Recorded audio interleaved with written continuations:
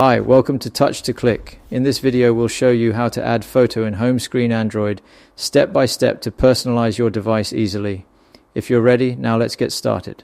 Step 1. From your home screen, tap and hold an empty space to open the home screen menu. This menu lets you add widgets, wallpapers, and more. Step 2. In the menu that appears, look near the bottom center for the widgets option and tap on it. Widgets are small app windows you can place on your home screen. Step 3.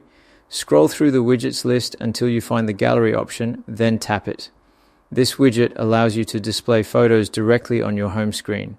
Step 4. Tap the Add to Home Screen button that appears on your screen to proceed with placing the widget. Step 5. In the next menu, look for the checkmark icon in the top right corner and tap it to continue. Step 6.